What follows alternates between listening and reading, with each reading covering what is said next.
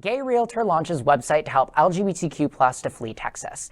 Bob McCraney, a gay realtor in Dallas, has launched Flee Texas, a website that helps LGBTQ plus families find homes in more accepting states. The website not only helps them sell their current home, but connects them with LGBTQ plus realtors in other states. As Texas Governor Greg Abbott continues to pass laws restricting the rights of trans individuals, including laws that require parents of trans children to be investigated for child abuse, it is becoming a dangerous place to live for some families. McCraney said, quote, "A lot of people don't remember what it's like to be an illegal person. Families with trans kids need to get out of this jurisdiction now," end quote.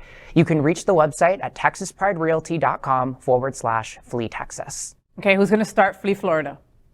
Fay what? You know what though, and it's something that I felt very passionate about as we're talking about. Oh, I need to get out of this state. Oh, all this other stuff, or I'm going to help people get out of this state. And I understand there's a lot. It's dangerous living in Texas and in Florida, and only getting more so. But what I think people don't recognize is even if we got every single queer person out of Texas and got every single queer person out of Florida, being gay, being trans is something that you're born with, and queer people are going to continue to be born in Florida with all of these terrible laws, not to mention the fact that there are so many queer people currently living here who don't have the money, don't have the financial means to pack up shop, not to mention a lot of them have grown up here. They consider it home, and it's ridiculous to make that the ultimatum, right? That we're gonna leave all of these other people behind, and that they either have to get out of Dodge or stay here and have their rights continuously stripped away. No, you're absolutely right, Max. But for those people that do have that option, it's wonderful that they did this app. You know what I mean? If I was in Texas and I had Boku bucks, I'd be like, wow, this is great. Someone's going to get me and my family to a safe place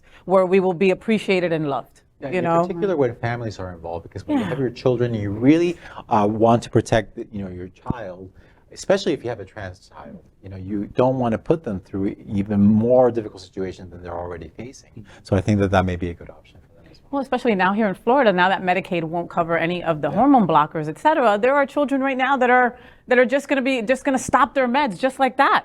I mean, if one of those children were mine, I would really have to sit down and figure out, okay, do we have to leave the state for her or his sake? And not to mention the fact that even beyond Medicaid, we have the potential. I mean, the Board of Medicine just voted to start the rulemaking process to potentially ban puberty blockers and hormone replacement therapy for anyone under the age of 18, regardless of whether they can pay for it or have private insurance to cover it. Well, and like you were saying before, Patricia, of the teachers being scared, also the doctors and the nurses are scared to treat any of our LGBTQ plus youth, because also they're afraid of DeSantis, they're afraid of losing their licenses, they're just afraid. So they are staying under the radar also.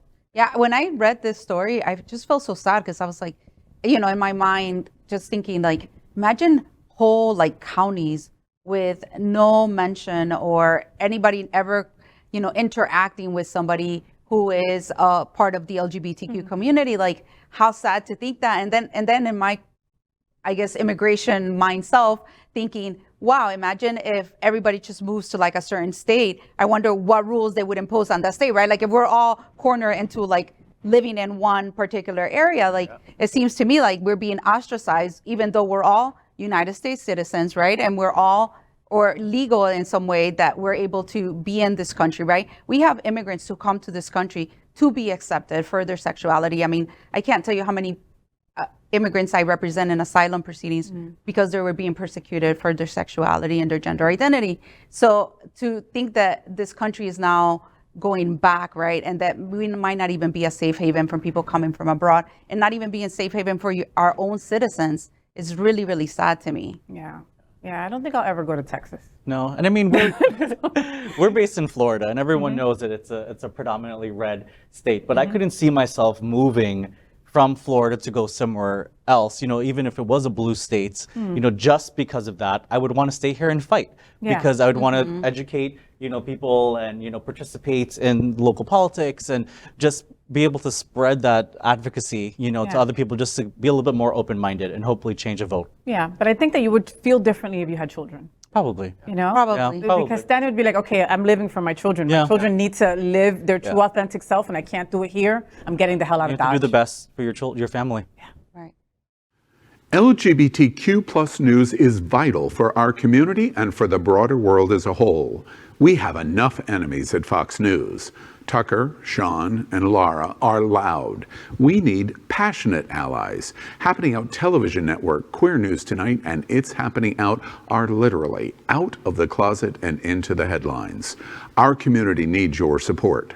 Like this broadcast and subscribe now to ensure the growth of the entire LGBTQ+ community.